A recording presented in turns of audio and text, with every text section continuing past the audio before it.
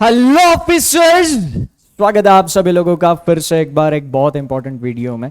इसमें हम लोग बात करने वाले हैं अभी हाल फिलहाल ने आईबीपीएस ने जो 4455 वैकेंसीज निकाली है, ये रिपोर्टेड वैकेंसीज है। अगर आपने नोटिफिकेशन देखा है तो इसमें बहुत सारे बैंकों के सामने वैकेंसीज में एनआर लिखा हुआ है, नॉट रिपोर्टेड।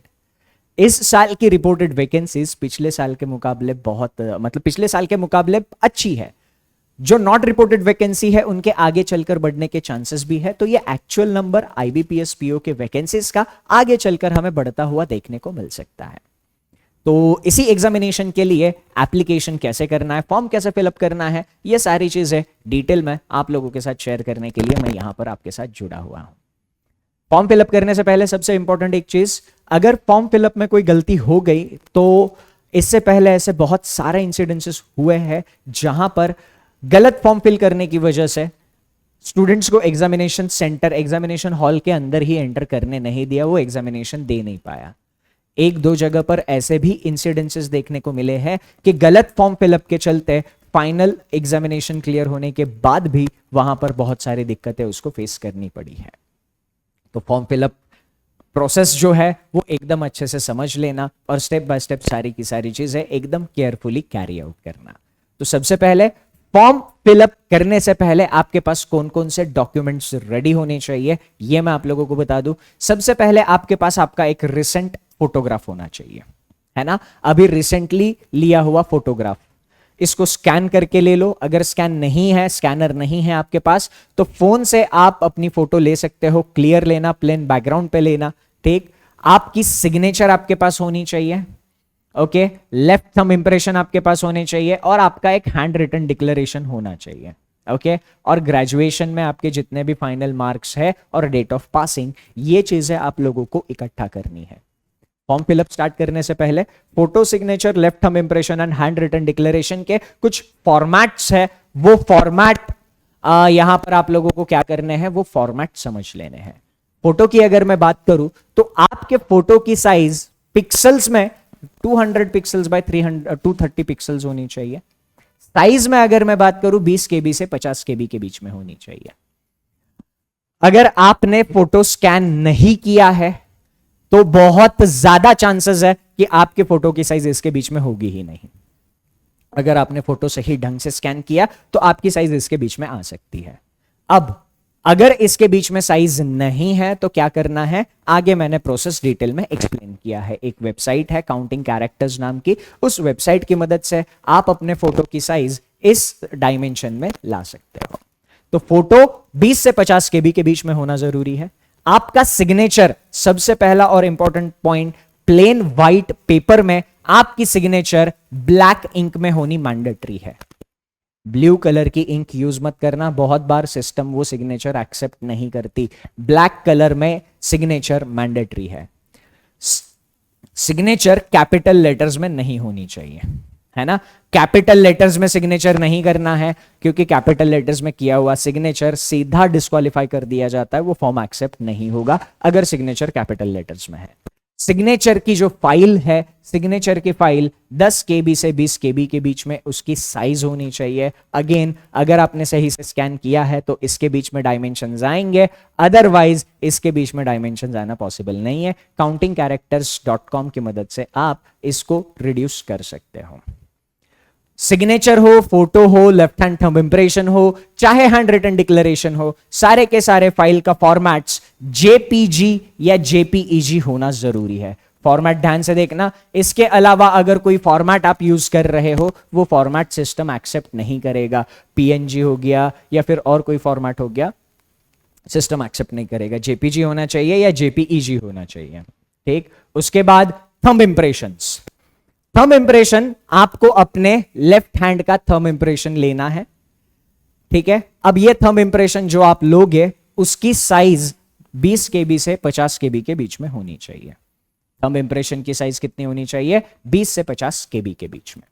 अब किसी का लेफ्ट हैंड थंब नहीं है तो फिर उसको क्या करना होगा, राइट हैंड थंब का यूज कर सकते हैं। अगर राइट हैंड थंब नहीं है तो ये ऐसे उंगलियां आप यूज कर सकते हो, ठीक है, तो थंब इम्प्रेशन हो गया। उसके बाद आता है handwritten declaration. Handwritten declaration में आपको इन्होंने जो टेक्स्ट दिया हुआ है, ये text as it is plain white paper पर ब्लैक इंक से लिखना है।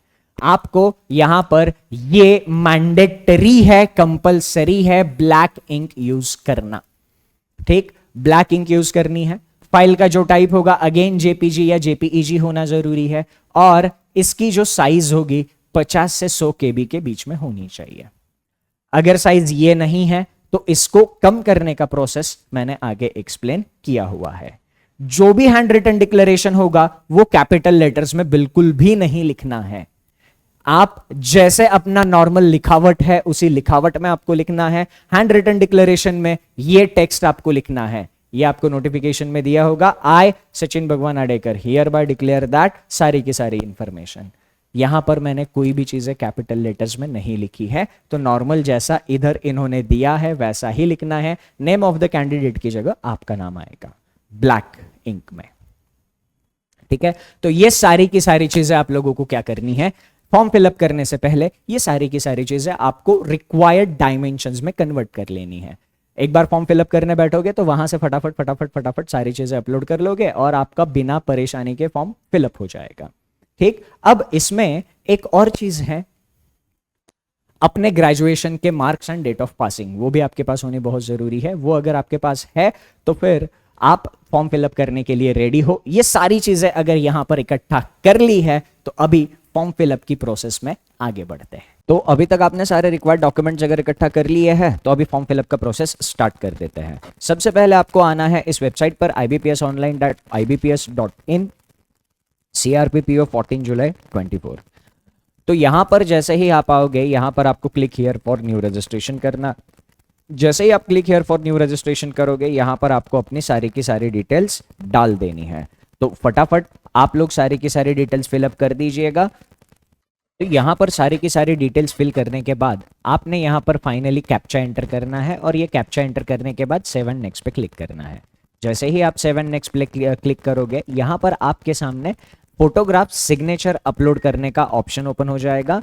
अब ये अपलोड करने से पहले मेक श्योर कि आपने सारी की सारी फोटोग्राफ्स एंड सिग्नेचर्स और handwritten declarations, thumb impressions सारे के सारे रिक्वायर्ड साइज में कन्वर्ट किए हो। रिक्वायर्ड साइज में कन्वर्ट अगर आपके पास करने का ऑप्शन नहीं है तो मैं ये वेबसाइट आप लोगों को सजेस्ट कर रहा हूं, countingcharacters.com/image-resizer-online, ये वाली वेबसाइट। इस वाली वेबसाइट पर जैसे ही आप आओगे यहां पर आप अपना, मान लीजिए आपको फोटो का साइज चेंज करवाना है तो आप यहां पर क्या कर सकते हो, आप अपना फोटो जो भी आपको रिसाइज करवाना है वो यहां पर अपलोड करना है।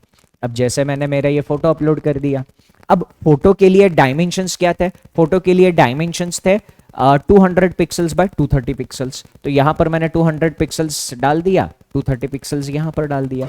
जैसे ही रिसाइज इमेज पे क्लिक करता हूं मैं, यहां पर इमेज रिसाइज होकर आ जाती है। मैं इमेज डाउनलोड करूंगा, यहां पर चेक करूंगा मैं कि ये इमेज फोटो का जो था साइज वो 20 केबी से 50 केबी के बीच में होना चाहिए था, पर अभी जो मेरी इमेज बनी है वो केवल और केवल 8.5 केबी की बनी है। तो सबके साथ ऐसा इशू आए ऐसा होगा नहीं, बट जिस किसी के भी साथ अगर ऐसा इशू आता है, आप लोगों ने करना क्या है, जो भी आप फोटो अपलोड करोगे उस फोटो को अगर आपको साइज बढ़ानी है तो आपको करना क्या है, तो आपको बस एक ही चीज करनी है कि ये डायमेंशंस प्रोपोर्शन में बढ़ाने हैं। जैसे इधर मैंने पहले 200 डाला था, उसका डबल 400 इधर डाल दिया, 230 यहां पे डाला था, उस डबल 460 यहां पे डाल दी। इमेज रिसाइज पे क्लिक किया, डाउनलोड इमेज का ऑप्शन आ गया। अब मेरी इमेज जो है वो 24 केबी की बन गई है। तो ऐसे जो डायमेंशंस मैंने आपको फोटो, सिग्नेचर, थंब इंप्रेशन और हैंड रिटन डिक्लेरेशंस के लिए दिए थे, उन डायमेंशंस के हिसाब से आप अपने इमेज का साइज यहां कम या बढ़ा सकते हो। ठीक, तो मिनिमम जो रिजोल्यूशन उन्होंने दिया है, जैसे फोटो के केस में 200 पिक्सल्स बाय 230 पिक्सल्स, वो तो डालना ही है। बट आगे अगर आपका फोटो का साइज वो रिक्वायर्ड साइज में नहीं आ रहा है तो आप उस प्रोपोर्शन में इधर डायमेंशंस बढ़ा सकते हो। तो अभी सारे के सारे मतलब चीजें मैंने यहां पर कन्वर्ट कर ली है। तो यहां पर मैं फोटो अपलोड कर देता हूं, फोटो अपलोड हो गया मेरा। यहां पर मैं सिग्नेचर अपलोड कर दे रहा हूं,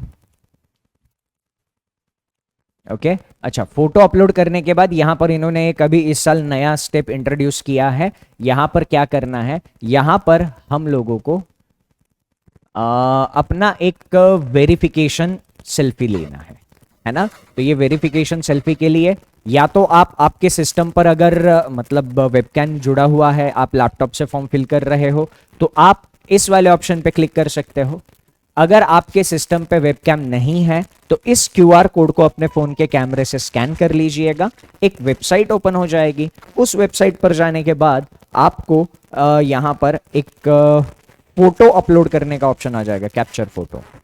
तो अपने फोन में कैप्चर फोटो पे आप जैसे ही क्लिक करोगे आपको वहां पर फोटो कैप्चर करने का ऑप्शन मिल जाएगा। तो यहां पर आप अभी देख सकते हो कि जैसे ही मैंने फोन में फोटो कैप्चर किया, वो जो फोटो कैप्चर किया है वो यहां पर आ गया है। तो यहां पर मैं आई कंफर्म पे क्लिक करूंगा। अब यहां पर मुझे सिग्नेचर अपलोड करनी है। तो सिग्नेचर को भी मैंने पहले जो भी रिक्वायर्ड साइज थी उस साइज में countingcharacters.com इस वेबसाइट की मदद से मैंने रिक्वायर्ड साइज में ला दिया था। यहाँ पर फोटो और सिग्नेचर दोनों अपलोड करने के बाद आपको यहाँ पर आपकी बेसिक डिटेल फिल करनी होगी। तो फटाफट आप ये डिटेल्स फिल कर दीजिएगा और उसके बाद हम आगे बढ़ते हैं। तो जैसे ही आप इस पेज की सारी इंफॉर्मेशन फिल करोगे, आप यहाँ पर एक बार सबमिट करने से पहले वैलिडिटी योर डिटेल्स पे क्लिक करना। वैलिडिटी और डिटेल्स पे क्लिक करने के बाद सेव एंड नेक्स्ट पे क्लिक करोगे। सेव एंड नेक्स्ट पे क्लिक जब आप करोगे तो आपके सामने ये इन्फॉर्मेशन ओपन हो जाएगी। यहाँ पर आपको अपने क्वालिफिकेशन से रिलेटेड इन्फॉर्मेशन फिलअप करनी है, तो जल्दी से ये सारी की सारी इन्फॉर्मेशन फिलअप कर लीजिएगा। एजुकेशनल क्वालिफिकेशन के इस पेज पर एक सबसे इंपॉर्टेंट चीज है, do you have operating and working knowledge in computer system. तो यहां पर अब आपको क्लिक क्या करना है, जरा ध्यान से समझना। अगर आपने अपने स्कूल या कॉलेज में कहीं पे भी कंप्यूटर सब्जेक्ट पढ़ा हुआ है और आपको उसका नॉलेज है, मतलब कंप्यूटर के मार्क्स आपके किसी भी एक मार्कशीट में है, वो 1st to 10th स्टैंडर्ड तक किसी भी मार्कशीट में है, 11th 12th में आपने कंप्यूटर पढ़ा या ग्रेजुएशन में कंप्यूटर पढ़ा हुआ है और उसके मार्क्स आपके मार्कशीट्स में है, तो आपने यस क्लिक करना है और आपने कहाँ कंप्यूटर पढ़ा है ये करना है। अब आपने हाई स्कूल कॉलेज में पढ़ा है या फिर डिग्री किया है कंप्यूटर्स में, डिप्लोमा किया है या आपके पास कोई सर्टिफिकेट है कंप्यूटर का, मतलब आपने स्कूल कॉलेज कहीं पे भी कंप्यूटर नहीं पढ़ा है पर आपने कोई एक कंप्यूटर का सर्टिफिकेशन कोर्स किया है रिकॉग्नाइज्ड इंस्टीट्यूट से, तो आप यहां पे क्लिक कर सकते हो। पर क्या आपके पास अगर कंप्यूटर नॉलेज नहीं है, आपने इसमें से कुछ भी नहीं करा है, तो आप क्या क्लिक करोगे, तब भी आपने एस पर ही क्लिक करना है। ध्यान से सुनना मैं क्या कह रहा हूं। अगर आपके पास कंप्यूटर का नॉलेज, मतलब आपके पास कुछ भी ऑफिशियली डॉक्यूमेंट नहीं है, आपके स्कूल कॉलेज के मार्कशीट में कंप्यूटर के मार्क्स नहीं, आपने कंप्यूटर में डिग्री डिप्लोमा नहीं किया या डिग्री में कहीं पे भी कंप्यूटर्स के कुछ भी मार्क्स नहीं है, तब भी आपने इस पे यस पे क्लिक करना है और आपके पास सर्टिफिकेट है, इस पे क्लिक करना है।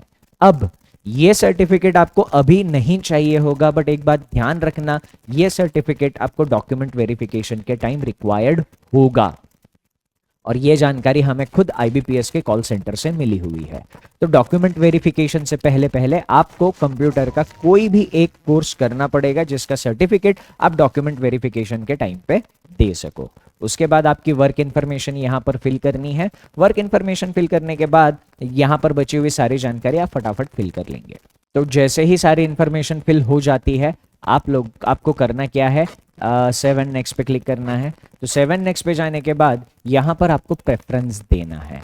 अब प्रेफरेंस देते वक्त आप अपनी पसंदीदा बैंक को आप सबसे ऊपर रख सकते हो।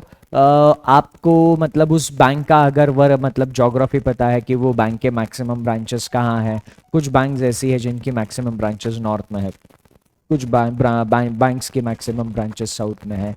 तो ऐसा आपको अपने मतलब पसंद के हिसाब से यहाँ पर आपको बैंक का प्रेफरेंस देना है। पंजाब नेशनल बैंक, अब देखो यहाँ पर जिस सीक्वेंस में आप क्लिक करोगे उस सीक्वेंस में यहाँ पर बैंक्स आते जाएंगे, तो ये बैंक्स का प्रेफरेंस आप लोगों ने फिल करना है। उसके बाद यहाँ पर बैंक ऑफ बड़ौदा, ये आपको फिल करना है सारी चीज़ें। एक बार आपने सारे के सारे यहाँ पर अपना बैंक प्रेफरेंस फिल कर दिया तो आप 7 नेक्स्ट पे क्लिक करोगे, आप नेक्स्ट पेज पर जाओगे। अब ध्यान से सुनना बोल क्या रहा हूँ, आपको ये पेज पर लिखी हुई सारी की सारी जानकारी एकदम ध्यान से अच्छे से पढ़नी है। सारी की सारी चीज़ों को वेरीफाई करने के बाद है ना। एक बार ये ध्यान से सुनना, इधर कंप्लीट रजिस्ट्रेशन पे आप क्लिक करोगे और यहाँ पर एक बार फाइनल सबमिट का ऑप्शन पूछा जाएगा, ये कंप्लीट रजिस्ट्रेशन, इधर ओके पे क्लिक करने के बाद आप इसमें से कुछ भी जानकारी एडिट नहीं कर पाओगे। ये आपको फिर से पूछ रहा है कि आपको फाइनल सबमिट करना है, are you sure to continue. आप जैसे ही ओके पे क्लिक करोगे यहाँ पर आपको अभी अपना थंब इम्प्रेशन अपलोड करना है। ये थंब इम्प्रेशन अपलोड हो गया, ठीक। उसके बाद यहाँ पर आपको हैंड रिटन डिक्लेरेशन अपलोड करना है, ये हैंड रिटन डिक्लेरेशन भी अपलोड हो गया। ये सारी चीज़ें अपलोड होने के बाद आपने करना क्या है, ये कैप्चा इधर टाइप करना है और बस आगे चलना है। 7 नेक्स्ट पे क्लिक करेंगे, आगे जाएंगे। यहाँ पर आपको एक बार ये कैप्चा फिर से डालना है, B4HVF। जैसे ही आप ये कैप्चा डालोगे आपको यहाँ पर पेमेंट विंडो पे रिडायरेक्ट किया जाएगा।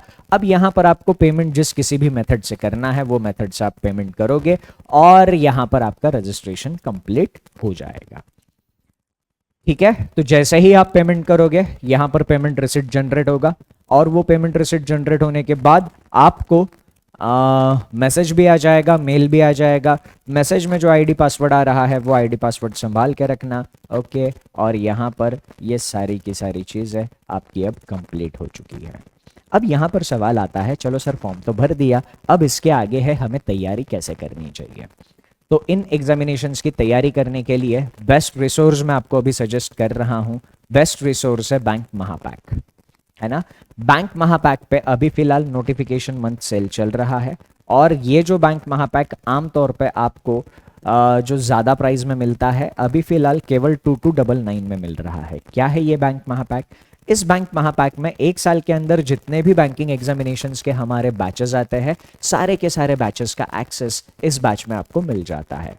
इसमें हम मेंस के लिए भी स्पेशल बैच लाते हैं, जैसे आप यहाँ पर मेंस की बैच देख रहे हो, तो इस मेंस की बैच का भी एक्सेस फ्री ऑफ कॉस्ट आपको इस बैंक महापैक में रहेगा। जितनी भी बैचेस यहाँ पे दिख रही है उन बैचेस का एक्सेस इस बैंक महापैक के अंदर आपको मिलने वाला है। तो अगर आप बिगिनर हो, फ्रेशर हो, बेसिक से एडवांस लेवल तक, सिलेक्शन लेवल तक सारी तैयारी करना चाहते हो तो महापैक में आपको एनरोल करना है। तो अगर आप में से किसी को कंप्यूटर का भी मतलब सर्टिफिकेट चाहिए, आपके पास कंप्यूटर सर्टिफिकेट नहीं है, तो आप यहाँ पर क्या करोगे, आप यहाँ पर कंप्यूटर जैसे ही सर्च करोगे तो यहाँ पर आपको एक कोर्स आ जाएगा, कंप्यूटर सर्टिफिकेशन कोर्स, ये वाला course, computer certification course for IBPS examination. In case आपने स्कूल कॉलेज में कहीं पे भी कंप्यूटर नहीं पढ़ा है तो और आपको समझ में नहीं आ रहा है कि कौन से इंस्टीट्यूट से कौन सा कोर्स करना चाहिए, कौन सा सर्टिफिकेट चलेगा, कौन सा नहीं चलेगा, तो यहाँ पर ये कंप्यूटर सर्टिफिकेशन कोर्स है। ये करने के बाद आपको एक सर्टिफिकेट दिया जाएगा और वो सर्टिफिकेट आप सारे के सारे बैंकिंग एग्जामिनेशंस के लिए दिखा सकते हो। तो आज के इस छोटे से वीडियो में यहीं पर मैं आप लोगों से इजाज़त लेता हूँ। फॉर्म फिलअप में या किसी भी चीज़ में कोई भी इशू आए तो नीचे कमेंट करना, आपके कमेंट का रिप्लाई मैं या मेरी टीम